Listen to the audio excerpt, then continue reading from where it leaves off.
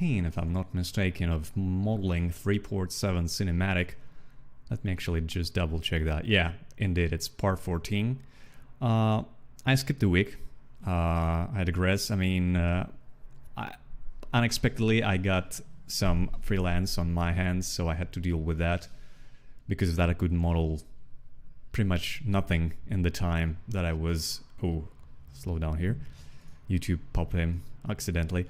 So yeah, I didn't have enough time to do that, so I skipped a week, and now I'm presenting you some refining that I did in the next week. So basically we're not counting by weeks anymore. As you might notice, we have parts instead, because I don't have any particular schedule to uphold when we have parts. I mean, I do try to still uphold it, doing the episode once a week to force myself to do something, but you know, no pressure. Anyway, you might notice drastic change with the main body of the station, and that being that it's not very resembling the one that we had in the original cutscene. So let's go over our reference pack once again and see what I mean by that. So this like shark fin or dolphin fin, whatever shaped top of the station, I tried to model in the same manner, and every time it turned out to be very low poly and very like outdated types of modeling.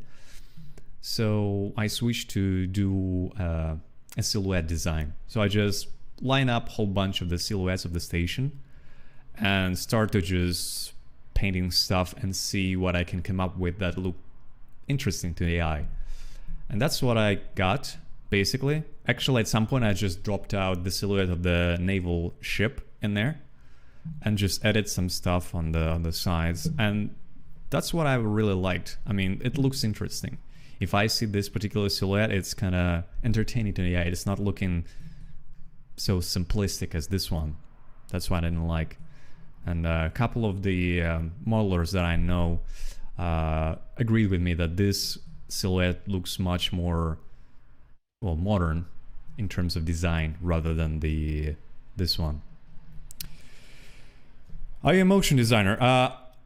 I was a long time ago, before I even switched to 3D, but no, I'm full-time environment artist who tries his best to turn full-on generalist so I could do everything. So basically that's what my projects are aimed at.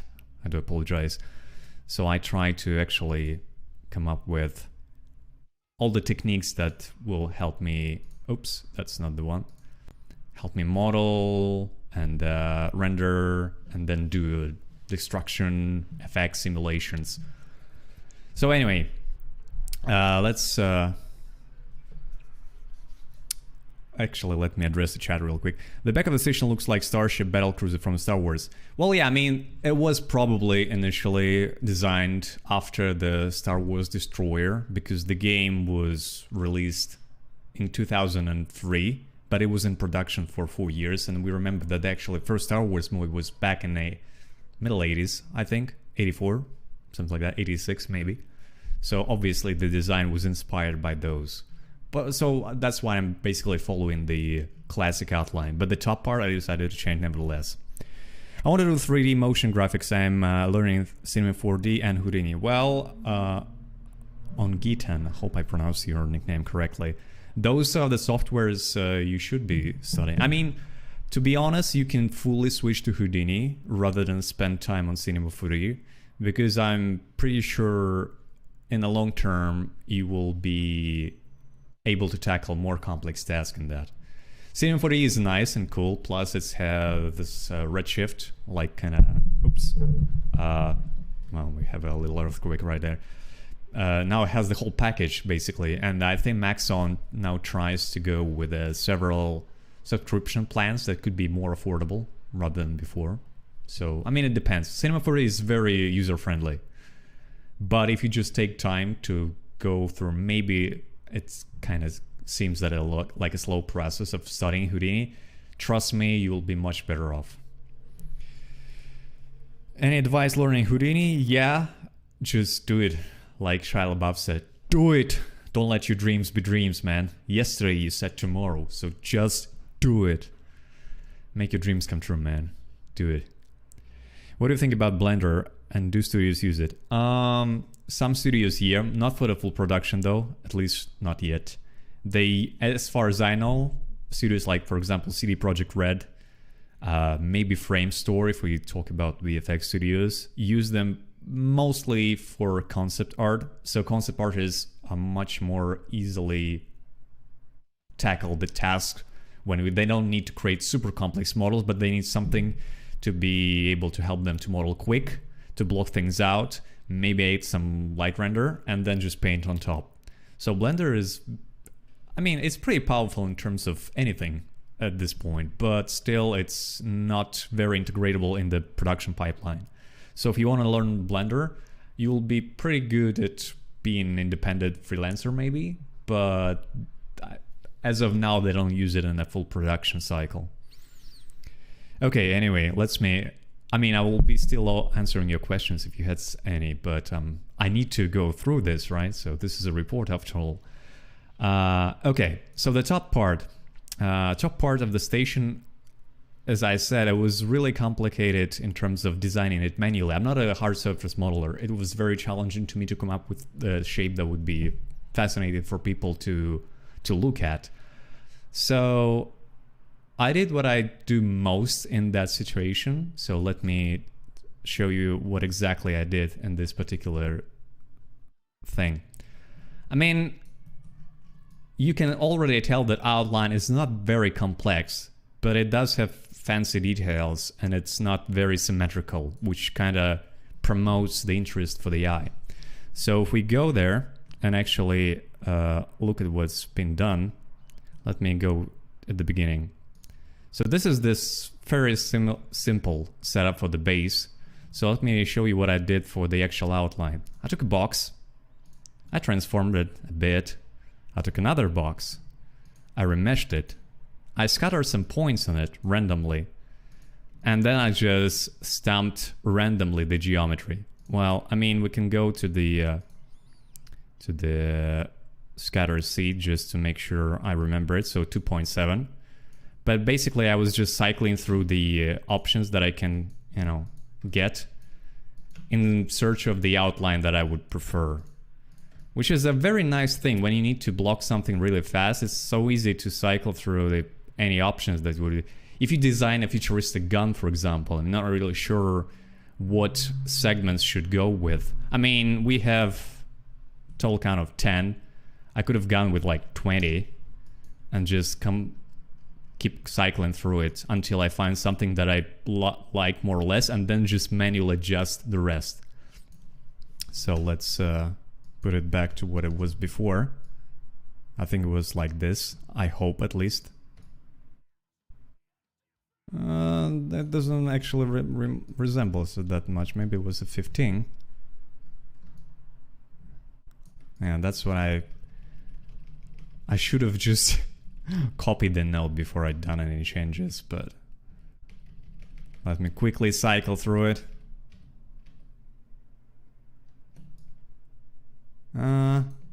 Yeah, that does look like what it was before. So then we just plugged it there, beveled it really nicely, smoothed it out a bit to create more futuristic, slick looking thing. Then I split the polygons that I was more or less. Well, actually, I just grouped it by the bevel group.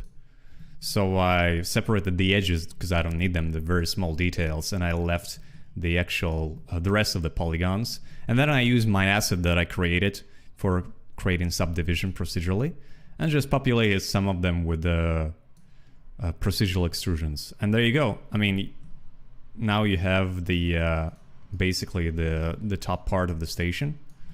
I'm not really sure whether I'm still gonna go through with it and keep it as a final, but it was very nice break from what it was before. So I unfortunately I didn't.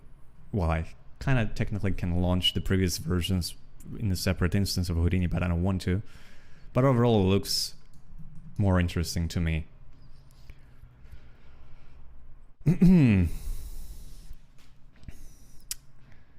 Hello from Mesa, Russia. All right. Okay.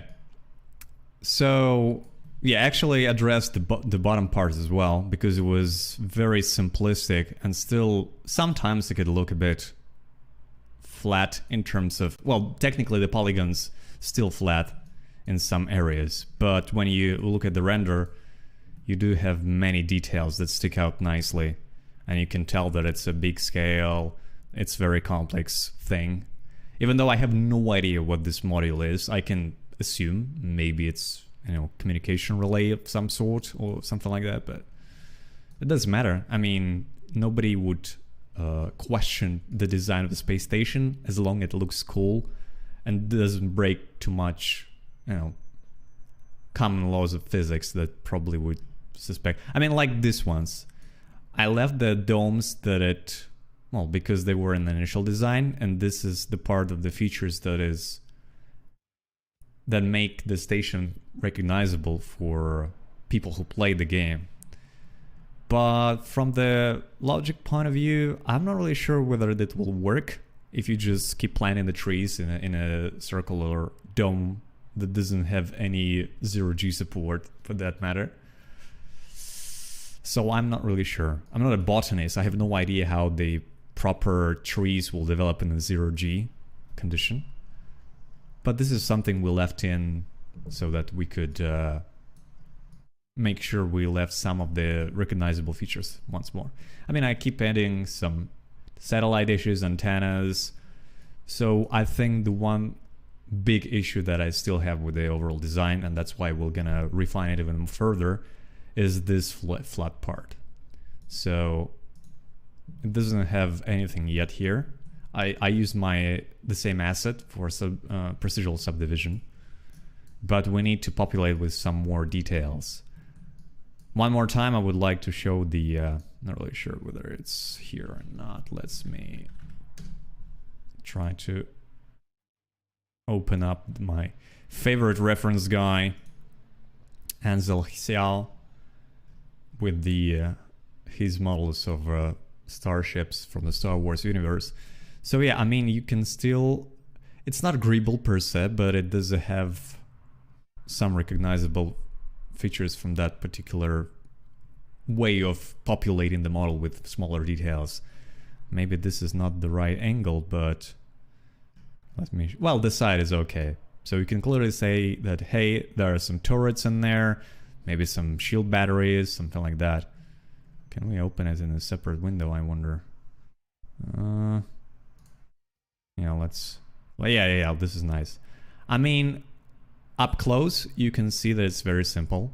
There's not very complex elements, but because there are a lot of them and they kind of make sense, you don't really question them. It's like, okay, well, there's a turret, sure. This is whatever that is, but it looks important and doesn't look out of place, so we keep it then. I'm not really sure about the window design, but I mean, some of them seems like they're rotated a bit. Maybe it's just a trick of the eye. Oh yeah, this is what I'm missing at the moment. Those small parts that doesn't necessarily make sense when you think too much about them, but when you just glance through them, you know, okay, sure, looks fine. So that's what I'm trying to go for. And I don't want to be a hostage of the initial design of the, let's refer to that one more time. Let me open the pure riff. So I don't want to be a hostage of the initial design like here. I mean, it does have, well, a feature, I would say, the antenna, and then the mirrored upside down, some random extrusions here, and that's it. And you can see the rest is done by texture. Obviously, I'm going to use the textures as well to provide additional smaller micro details, but I still need something on top. We see that here that there are no turrets at Freeport 7, the original one, but I would think that the outpost of that size and the outer rim, or I believe it was an outer rail system, that it should have some means of defense, right? So let's try and at least I don't know, mark the spots where we think the placing of turrets would make sense, right? So let me close those ones and we come back to Houdini for that one. I think I would use the scatter points for the lights, because if you look at the render, we have some lights from the bottom facing the top and vice versa from the top facing the bottom, just to provide some front side lighting. Otherwise it will be completely dark and wouldn't look very much. You could just be telling, what's going on in there? I mean, I don't know, just dark spot. Normally in space you would probably see something like that, because, well, there's only two sources of lights. It's like twin star system, so you can see the main lighting going from the right. I'm not really sure you can see the separate one. Well, you can see actually the contribution here. So this is the yellow star, and then this is bluish kind of white star. So because they're slightly offset, you can see the difference in the color. But if I just make sure we don't have any front light, I mean, practically, I'm not really sure it makes too much sense to keep those lights on all the time, because you do have lights for docking rings, well, docking ports, docking gateways, whatever this is. But do you really need the lights on the front side? Maybe not. But since we're designing a cinematic, we need to make sure it's not only makes sense to some extent, but it's also have to look good. Otherwise, we're like, okay. You can just pop on some live NASA footage from International Space Station and say, okay, well, this is how realistic it looks because it's real, but doesn't mean it's interesting. Artificial gravity plates in a greenhouse with backup power source. Surge 98.8. I have no idea. I wasn't the one who designed that stuff. So the dome parts I just copied from their initial design and didn't ask too many questions. As alongside with those modules that I presume are residential. Well, in our design we call them residential module and industrial module, even though they're kind of very similar, obviously, but there are less people live here for some reason. So I don't know. I didn't ask many questions about that. So let's try to mark the spots for the turrets. I actually done some homework on that, you might say. So there are scattered points for my lights. Basically, you can just look at them. So those are the spots the lights are coming from. They all procedurally connected to initial design. So that was the initial shape of the station. Then I split up the extruded bits, make sure they have normals. Then we just deleted all the polygons and just left the points at the center of each polygon. So if I just go there, you can see that those are indeed in the center. Then we blast most of them. Let me remove this. So I actually left the one that in a positive space. So it's on X and Z axis. Both of them are above 0. And then we basically just use the delete node to group it in a certain order. So for this one, every second one out of 3 gets deleted. So bam, we remove that. Is it every second one? Oh no, so it's every second one. Okay, let's count like 1, 2, 1, 1, 2, 1. All right, so in a group of 3, 2 of the points gets deleted and 1 is left. So this is the pattern basically. And then I just use mirror nodes to make sure we populate all the areas of the station, since it's kind of symmetrical. Well, not kind of, it's actually symmetrical. That goes for the most elements of the station. And then we just scatter the lights and that's it. Well, I make sure we have the up vector for them to properly orient. But that's it. And then I just grab the same points. I blast 1 extra point from the start because I don't need 2 turrets to be in the same spot. And then I just put some indicators where the turrets will be, basically. So if we go at the end of the chain, we'll see. So that's the plan for the turrets, I would say. I'm not really sure whether it's too many of them or not, since it's quite a big station. Maybe we'll just make them smaller. So let me quickly scale them down a bit.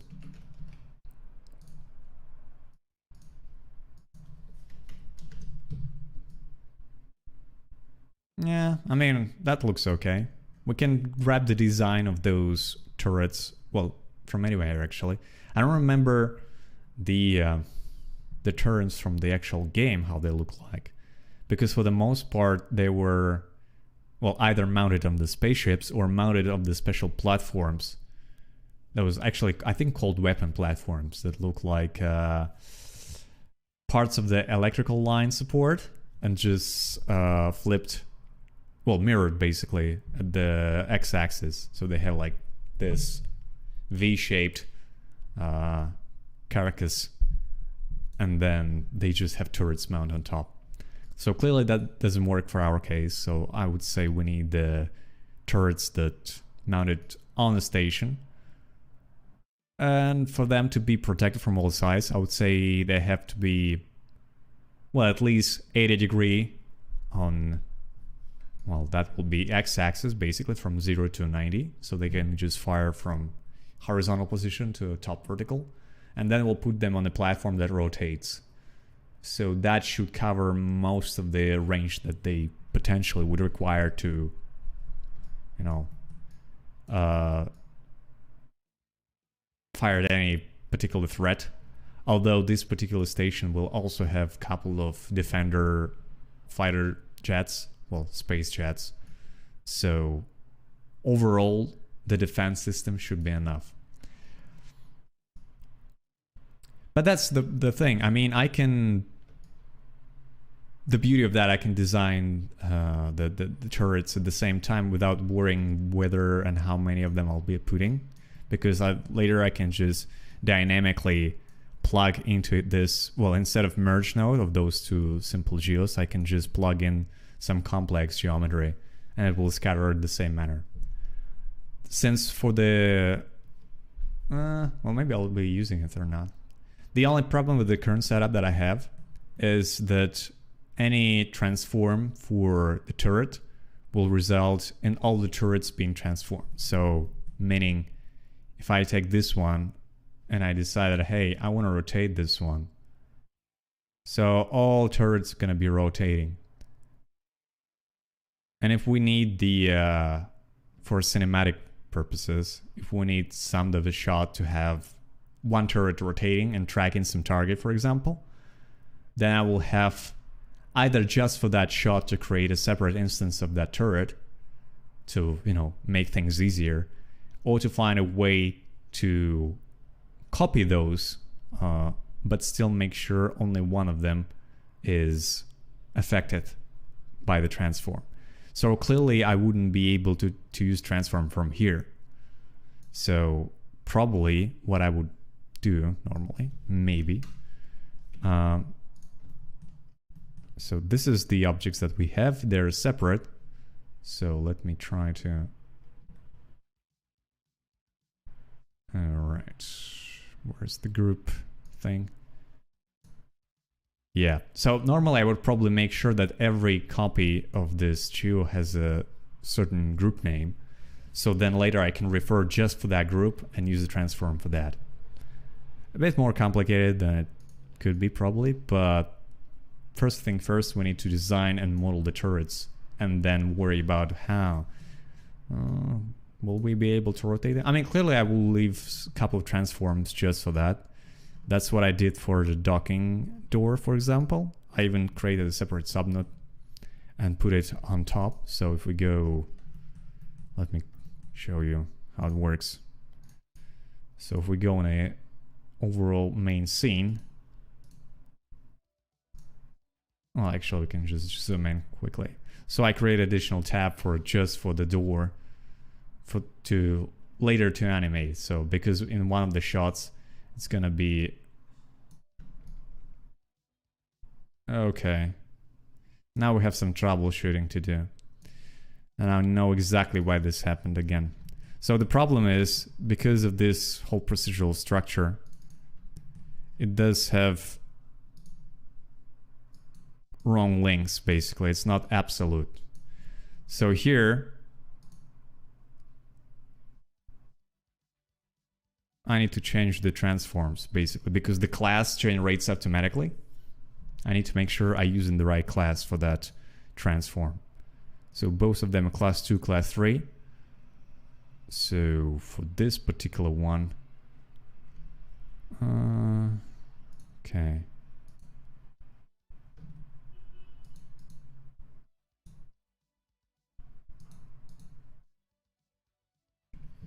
All right. Let's try class 1. I wonder why they renamed it in such a drastic order. So basically I'll need to make sure the right door is open, because for now, for some reason, it's not the right one at all. Okay, so it creates, all right, class 7. I guess this is class 8. Oh no, this is class 6. All right. So now I need to just replace it. This will be class 7. This will be class 6. This is not very fully procedural. I mean, that's clearly something that I should work on, because I guess I changed at some point the amount of polygons, and that affected the class naming system. I need to make sure it always picks the right one. So, but yeah, this is the stuff that I was talking about, that we have the animation tab being created, and so at some point in the future, the docking doors will open, and this freighter will be floating out of it. So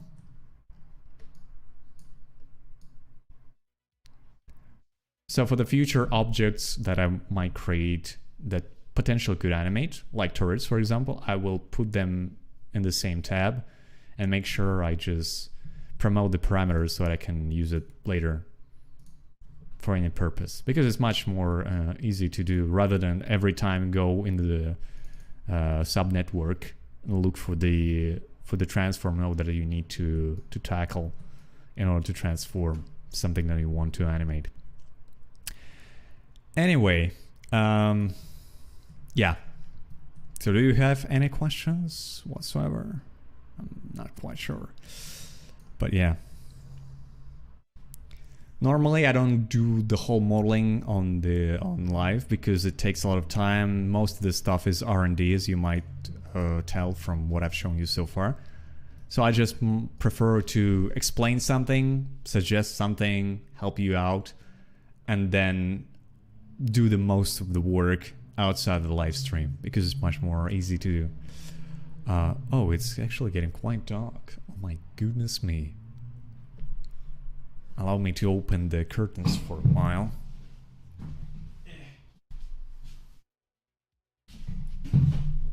Okay. Back in business.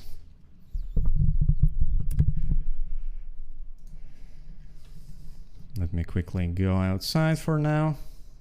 Pim pam pam. We have a couple of screens here and there. But it's fun to watch work in progress. Yeah, I know, but it's first of all, it's really hot in here. I'm already starting to sweat, if you don't mind me telling you that. Usually I'm just, you know, undress and do my modeling that way.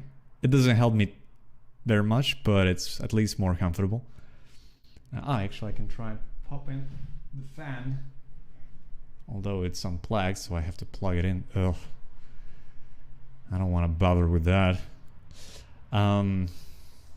Okay, well, let's try and do a simple setup for the turret then. I mean, I'm not really sure how many people are still interested in that. But, yeah. I'll do that if you won't.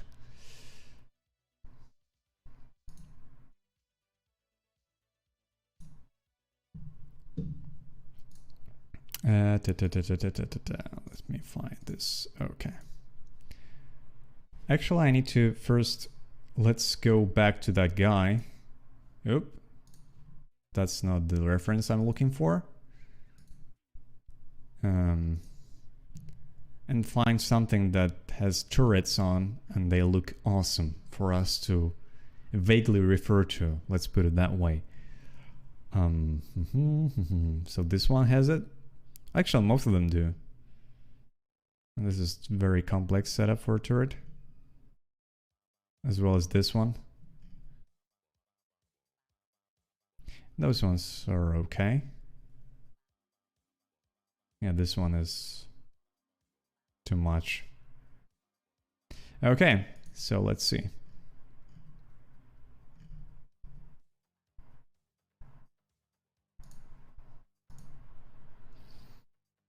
I mean, without this, whatever this device is, it does look like the eye specialists wear when you say that your eye is not very proficient. Oh no, or is it the one that looks at your ears? I'm not really sure. How do you estimate your progress overall? Almost done, or there are a lot of things to be done? Well, when it comes to cinematics, it's never done. Basically, it's just usually you have to just finish working on it and move on, because otherwise you can spend endless amount of time perfecting every single detail.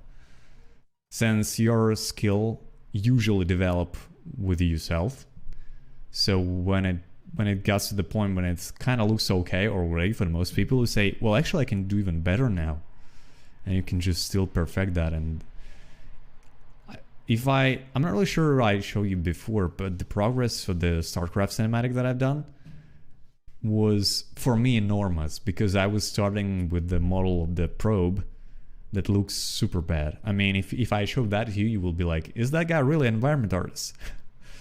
So, but later, because I was learning more about the Houdini and how it uses the particular approach to model stuff, I became more proficient with that. And I found out more ways of doing things. So the same thing.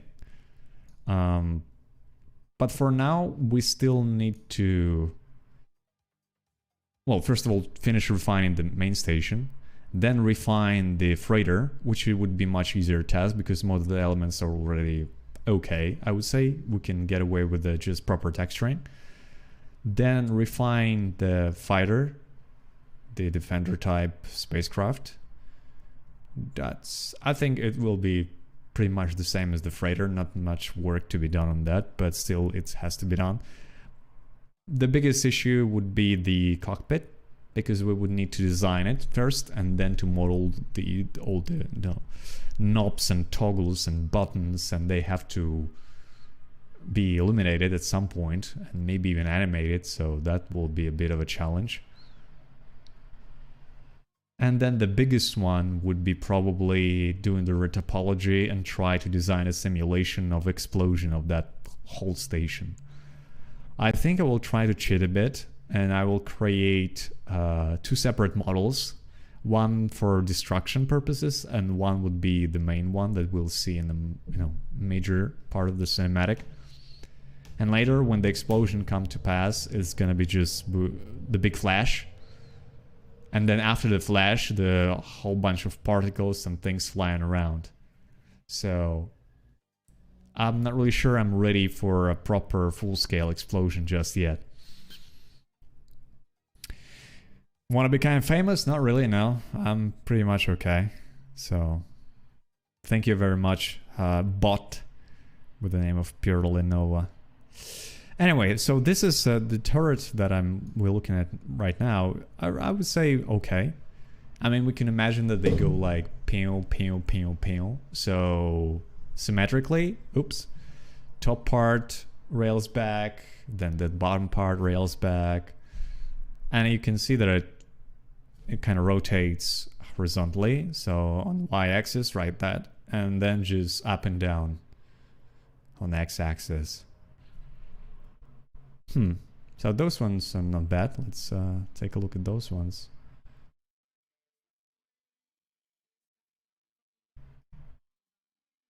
Yeah, those are actually a similar fashion, basically. You have twin pair guns on each side, and then on a platform that rotates.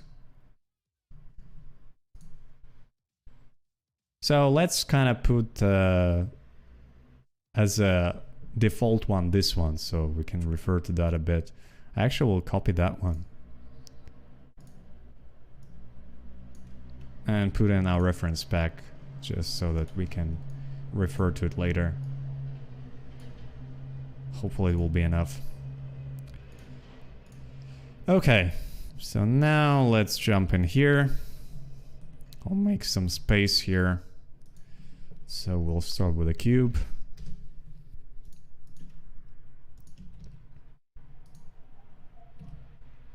Turn on the grid. So I'll be alt-tabbing back and forth to make sure I follow the proportions correctly. So that's a bit smooth cube basically as the base for that. So we'll make sure this size is correct. We don't need it that much. Also, let's actually make sure it's always at 0. So we won't need to be worried when we copy it to the points. It always sits nicely. So maybe we'll just bevel it right away.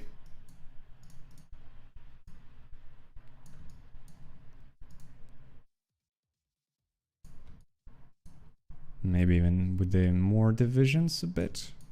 Let me try to smooth it right away and see if it's too much or not.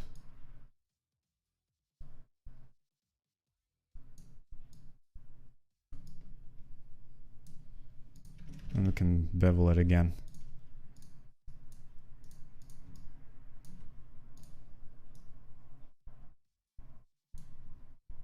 And we can actually use the one with the edges.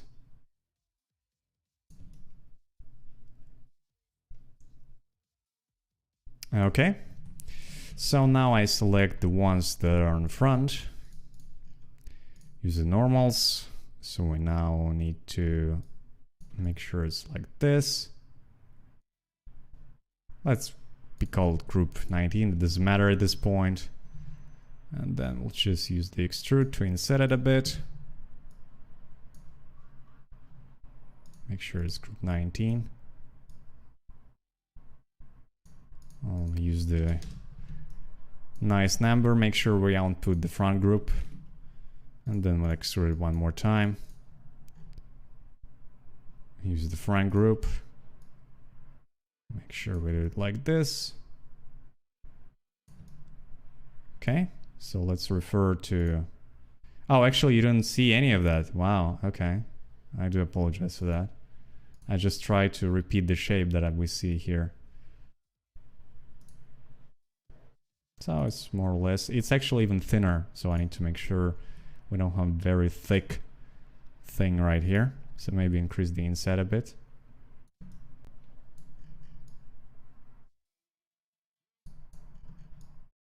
All right. Okay. It's even thinner. Okay, so maybe we'll not smooth it right away right here and not create the bevel. So for now, we'll keep it like this and then try to smooth it. Maybe that will work. Let's see. Okay, well, don't have enough edges, I guess. Or do we? Does it look like it? We need a bit more round shape. So maybe we'll leave one of the bevel here and increase the divisions.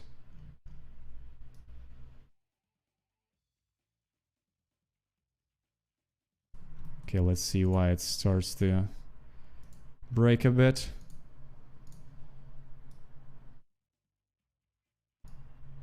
Oh yeah, I get it. Yeah, because yeah. So basically, because the extra bevel edges are now facing the same. Yeah. Okay, we need to increase this one a bit.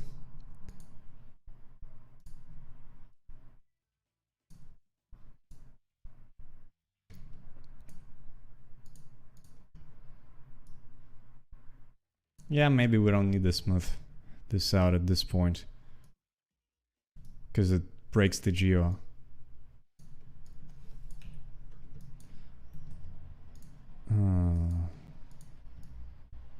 Okay.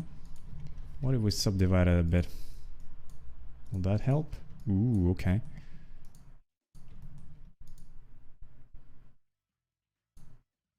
Yeah, let's plug it. This is what I like about the Houdini. We can just experiment right away without worrying too much about our modeling history.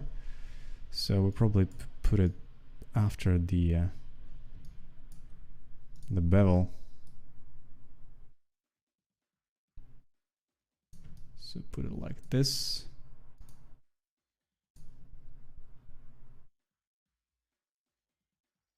We'll increase the angle.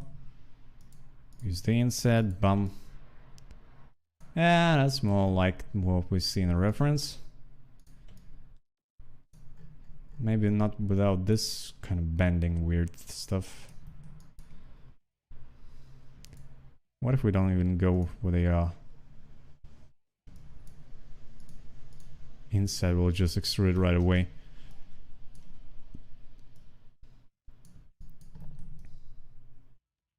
Yeah, that looks okay. Maybe we're trying to transform it a bit as well, not that by much, so that we can get rid of those in scales basically. So we expand it on basically y and x, I guess. Let's try 0.5, maybe even 0.1. Yep, and 0.1 here. Well, that's too much actually. 0.5.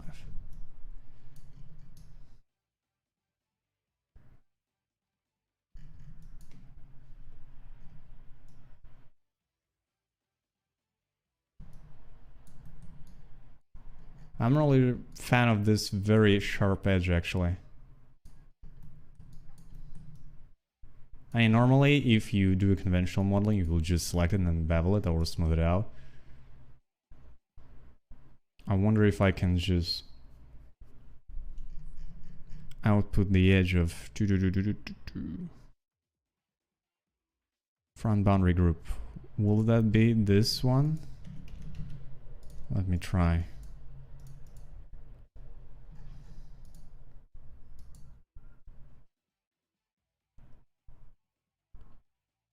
Well, that's interesting. Not exactly what I expected though, but maybe it will work.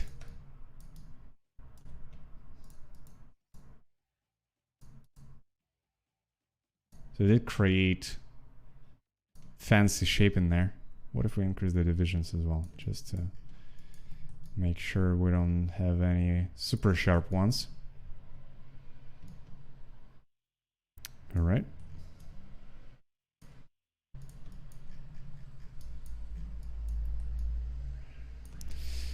Okay, then we have a couple of hemispheres on every side.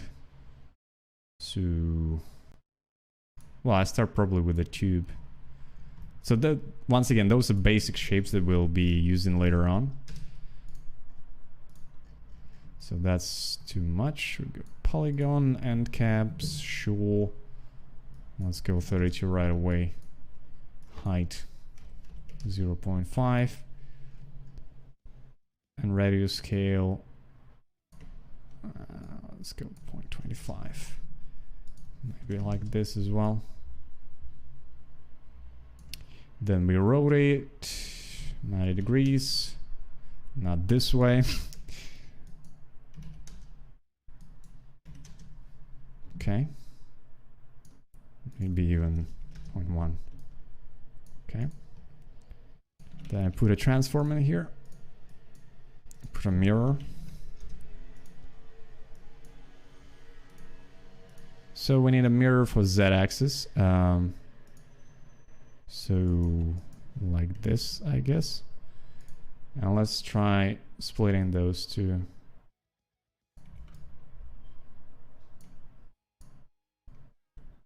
Okay, that doesn't work for...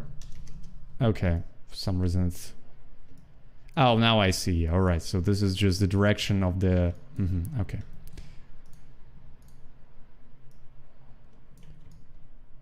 So normally what I would do to make sure it's always in the center, since we want to be in the center, I'll probably do it this way. So here I type bounding box or bbox, make a reference to well, let's put group 19 because it's super easy to type. Later on I'll probably rename it. And we're gonna use the y size and divide it by 2. Right? So right away we have it in right position. Then for the translate, we can put the same basically the same expression. I'll copy it, but we make sure we use x-axis. Right?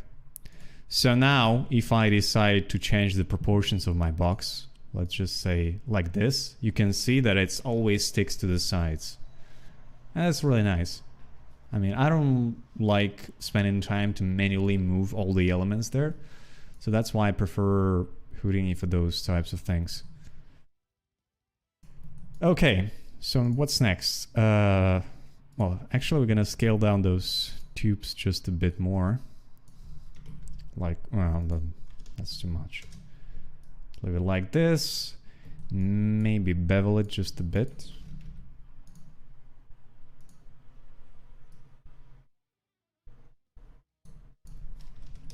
Put it like this.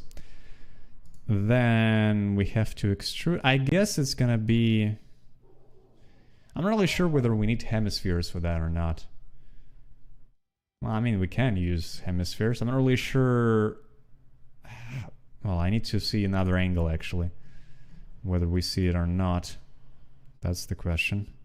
I don't think we do. I'm currently looking at reference, trying to figure out whether the side rotators actually are hemispheres or is just... Well, you know what? Let's do it that way.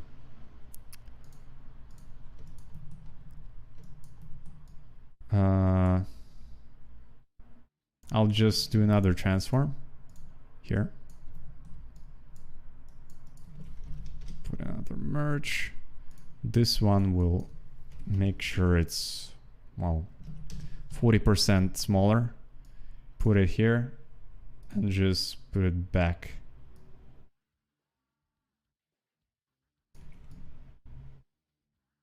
So now if we merge all those things together, we have to have this thing. I mean, normally I would use boolean to make sure it has nice edge and not really just, you know, sticking through it. But for now, as a blocking phase, I'll just leave it as that.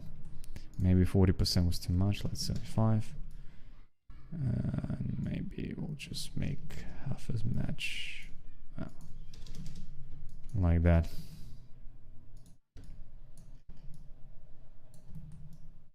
Yep, that's... Actually, we can increase the size of both of them. Now I'm looking at the reference. We can, well, put it like this. Okay, and with the actual gun, we'll do the same thing. So we model the box with the barrels, and we'll stick it to the same thing.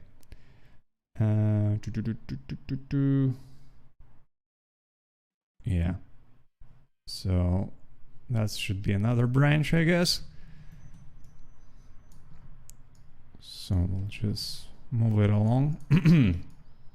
Actually, I can use this one because they're kind of similar, actually. I don't like to model everything from scratch right away. I just try to find something that I already did in terms of node setup and just reuse it a bit, transform it. I like that Houdini shows all transformation as a tree and allows to change any point and add anywhere without breaking things. That's the biggest, well, advantage of that software. It's non-destructible. Yeah, it could take time to set it up compared to traditional conventional method when you just move it everything and just subdivide, add edge loops, like extrude, merge, you know. But at some point you can face the fact that if you delete the history, you're done. You either have to save intermediate versions so that you can just go back to that version and load that setup, or to manually do things with the model that you have already. So if you forgot to bevel some element, and then you can keep modeling, and then you're like, oh shit, I had to actually have to bevel that. So you have to go back either to load that part of the model or try to go through and manually select whatever edges are now there and bevel the ones that you need. So yeah, I mean, let me try to just get this. I'll just take another transform. I'll use this thing. I don't even need to rotate it. I can actually just scale it down a bit and use the same expression I did here. I'll just copy it. But this time we'll take the bounding box of those merge things. So I'll just put it here. But instead of group 19, we're going to put merge 34. Merge 34. Bam, it slides right off. But actually we don't need to subdivide it by 2 because we need to make sure. Okay, that's a bit weird. Why bounding box is that big? Let me check. So this is the bounding box. And it moves by... Okay, maybe we do need to subdivide it by 2 after all. Oh yeah, okay. So we just now need to make sure we slide it additional by the amount of itself. So just 0, so itself, dx size divided by 2 once more. Okay. But if I got something?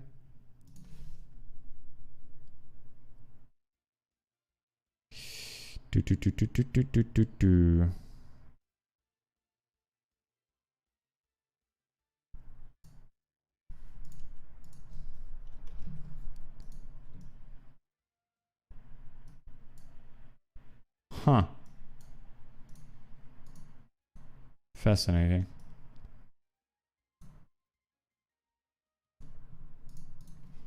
So I'm missing something clearly. So we divide by 2 and then maybe I should subtract it actually. Subtract. No.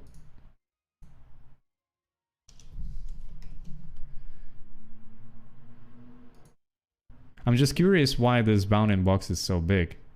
I mean, let me cut it for a second. So this one is nice. So now I need to slide it to the right by the width of this thing. So usually I should be able to just add the bounding box of that guy, well, half of it, and that should work. I wonder why it's not.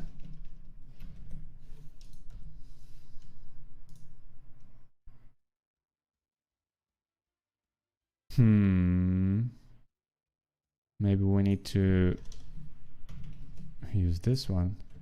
Well, that's closer to the truth.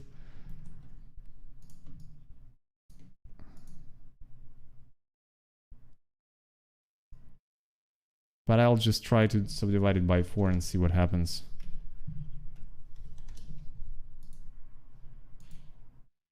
Nothing happened. Why? Oh no, it did. Did it?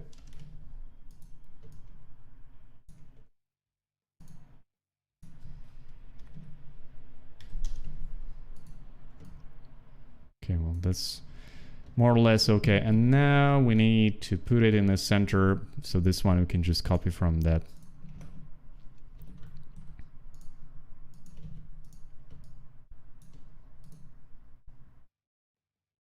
Oh, yeah, I get it. I get it.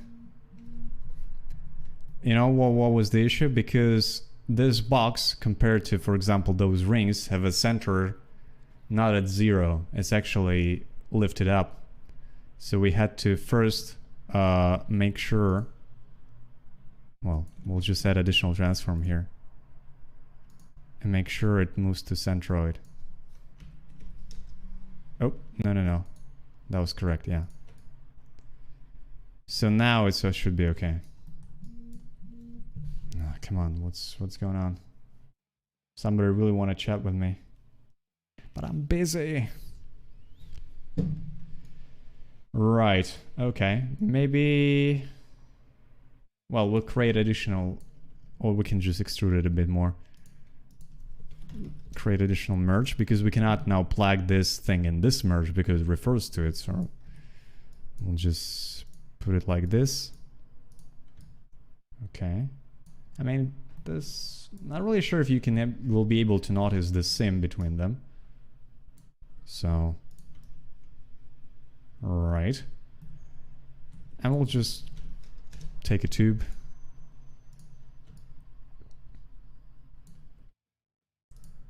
I'll just put it like here, create additional merge here for the tube. Once more, we don't need this huge one. We go to the polygon, enable end caps, add some divisions. Actually, we need the large scale, but not that. Oh, actually, you know what? No, we don't need that because it should be a gun, technically. So we'll just extrude it. Like this. Make sure we output back. And just extrude it, just a touch. Right, so now we have a barrel. We rotate it. Oops.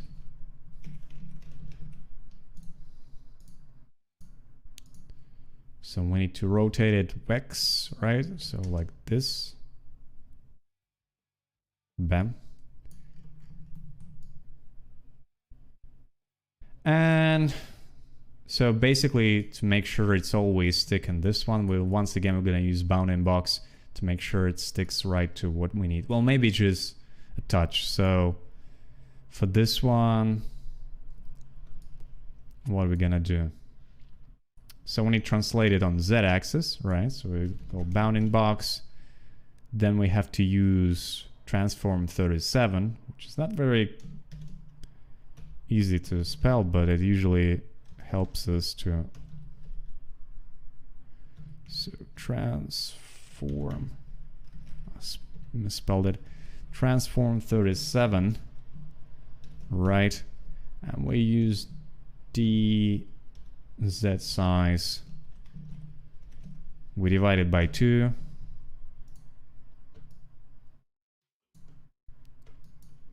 Oh, actually, we don't need to divide it by 2, right?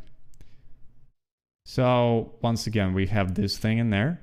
It will be usually, I mean, it always will be slightly penetrating inside, but that's what we need. We don't need to stick it right on this thing.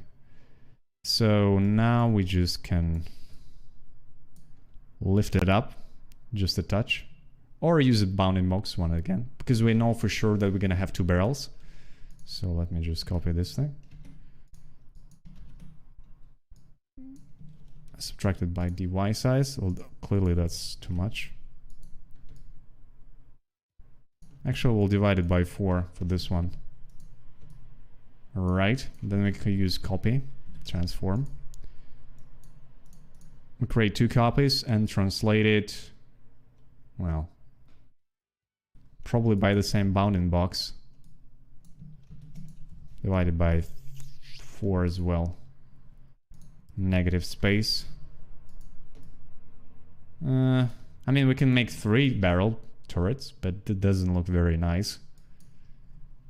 So I'll just prefer to slide it further here. So basically divide by 5 maybe. Or by 6. And then just make sure we use PEM 2 barrels. Not really sure if it's actually centered. I don't think it is.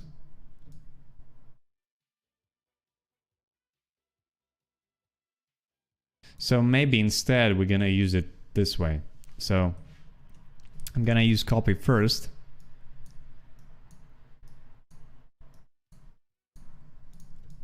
I'm gonna design the well, let me delete all channels here. So I'll use the copy first. I'll make sure to translate it. Oh, Jesus Christ, let me put just 0 in here. Make sure it's translated like this, for example. right? So that will be the distance, and then I'll just plug it here. Let's see now. Okay, maybe it's not the right axis.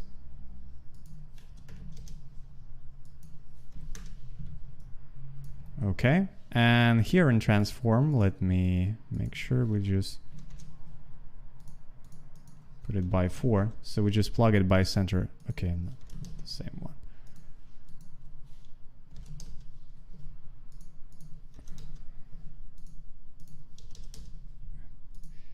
I keep plugging in the wrong one.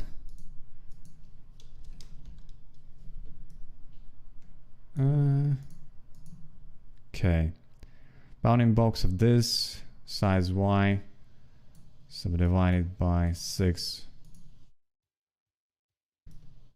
Wait, why do I need to subdivide it at all?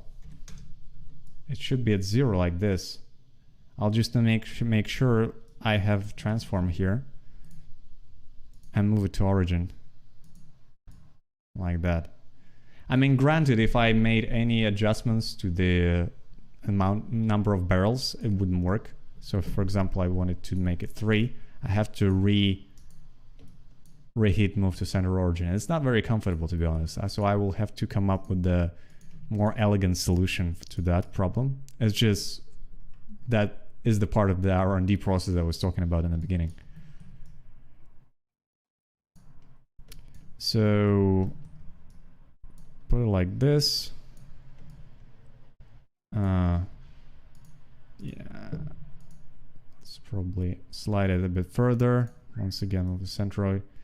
I need to figure out the elegant process of that.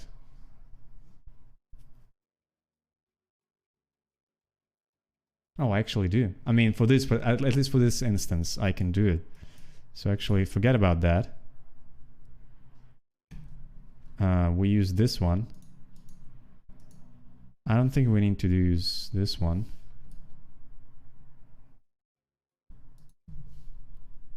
I can try and mirror it.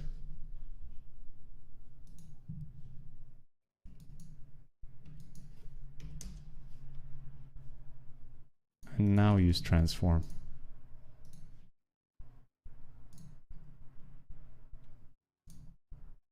Okay, not that one.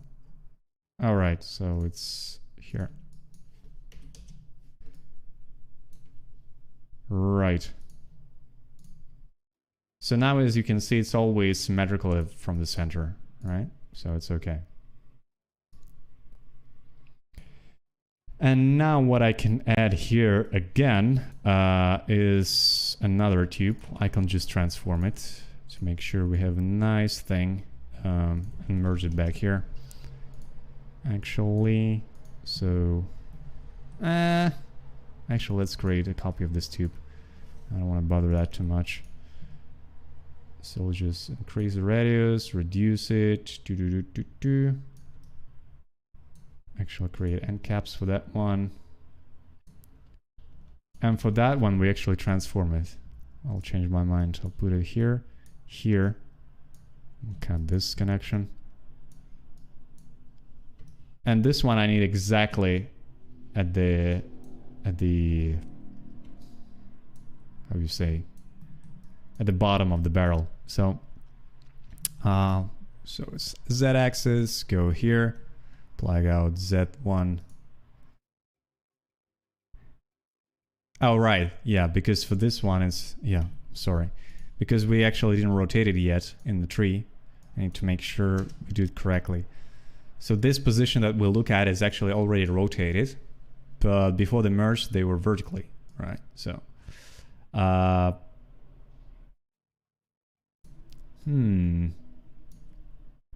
actually, let me figure this thing out so it wouldn't be a problem at all. So let's actually lift this thing. So I add additional transform here and make sure we always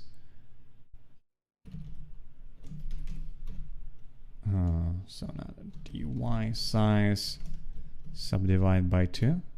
So it's always at the 0. Now this thing always here. And we go here. I'll just make sure it's properly inserted. So where's this transform? It's Z axis. So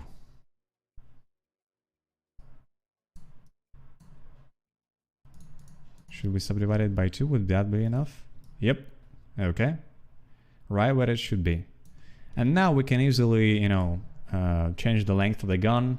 It wouldn't go anywhere. So it's just, we can design nice small guns or make sure it's actually a bit longer. So let's go with a 0.8. Maybe, actually, let's leave it at 1 at the moment.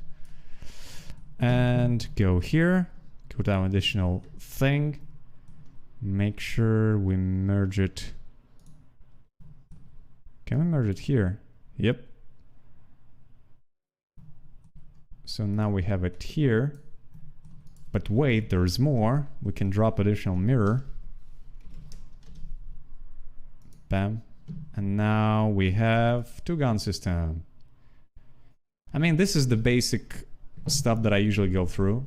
I mean, I design small parts like this, populate it, and see how it works. And now we can plug this whole thing.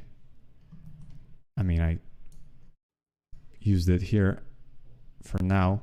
And then we can just replace it with, not really sure what this is, but actually let's plug it here. And now, okay, that's very small. And they're not oriented correctly for some reason. Let me put it like this for now.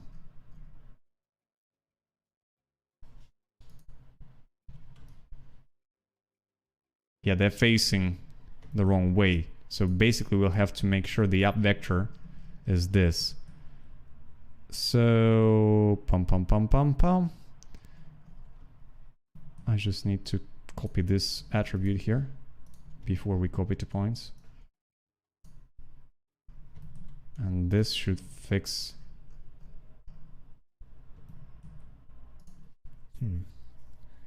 I'm curious why it doesn't fix this.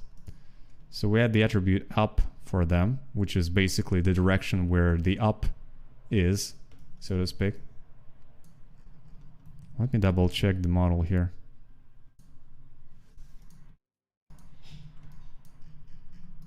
Yeah, it's alright. So no problems should be here.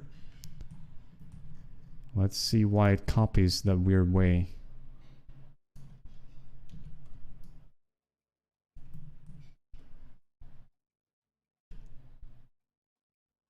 Oh, yeah, I see. So that's where the issue is. Let me try to use the normal for that instead of up vector. Now they point in the wrong way. I mean, the easiest fix would be just dropping in transform. It's not the proper way to do it, but I can just rotate them 90 degrees, right? Like minus 90. No, not this axis. So I guess this one. Yeah. And just scale it maybe a bit. And now let's see how it sits in overall station. That's a bit weird. They're penetrating for some reason. Okay. Alright, well, yeah, so then we'll just translate it up. This thing I will have to do by hand, basically.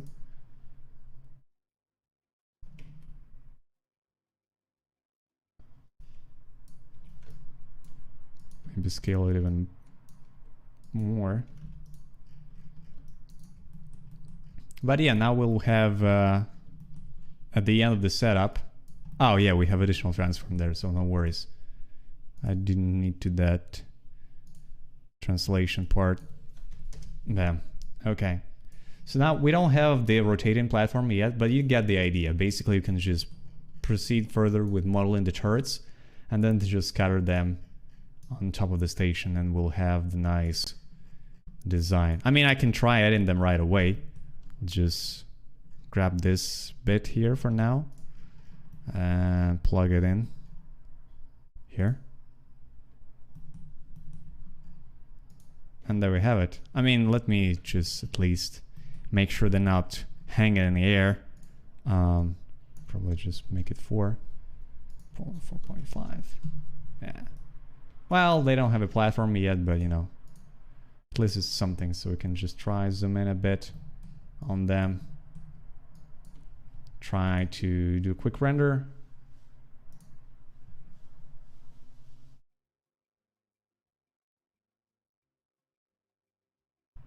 I'll just disable the bucket so they can see the progressive ones. Yeah, and there you go. We have like small turrets in there.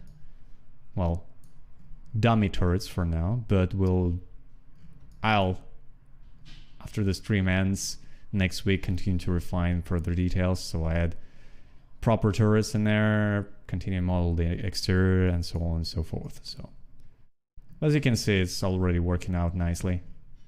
We can add some additional lights to them, maybe some extra parts that will play nicely in lighting. So yeah, that's a fancy way of doing stuff in Houdini. So if you guys don't have any questions, we can conclude today's report, I would say. Because I hope that was informative to some extent. Wait a second, what is this? What are those? Okay, maybe it's too early to conclude the report. We have some weird stuff. What was that? I'm very curious now.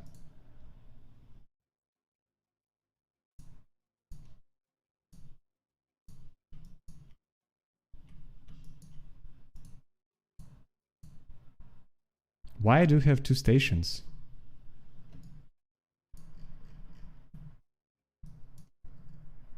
Fun fact that I even disabled it, so it's something wrong with the viewport. Do I have another node like this? I shouldn't, and I don't. So I guess this is the bug that is happening for some reason. Yeah, you see, this is the bit. This is the main bit. You shouldn't be able to see anything apart from that. For some reason, it have a copy of itself on top. So that's super weird. I mean, sure, let me... Huh. Funny. Alright.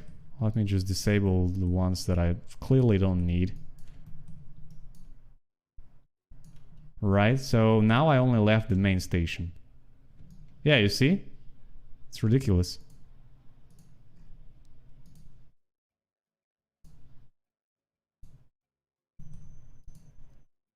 So basically I disabled all the GeoWrite in my scene and you can still see the station. So that's clearly some issue with the Houdini, that the viewport got glitched out. It happens from time to time to the best of us, but I'm just curious why. I never have this issue before. I'm just curious what changed. I mean, I can just try to disable this connection. No, it's still there. Weird. It's like the small ghost brother. Wow.